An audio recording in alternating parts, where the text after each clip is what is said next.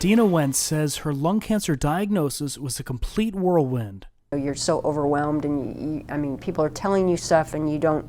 It kind of goes in one ear and out the other. You're trying to process it. You're trying to understand what you're going through. One of her first calls was with Oncology nurse navigator Ruth Madawick. Was kind of instrumental in kind of walking me through some of the stuff, because in the beginning we talk about, how you're feeling, what's bothering you, what can I help you with. Nurse navigators consult patients at diagnosis and provide one-on-one encouragement and education throughout the cancer journey. It's really about connecting with people, understanding where they are, letting them tell us, and then figuring out what are the resources that we have or other resources in the community that can help them. Navigators can help with counseling, organizing appointments, helping patients to apply to grants, and removing any barriers to care. It's helping to mitigate those things that could be an issue that prevent people from getting the treatment that they need.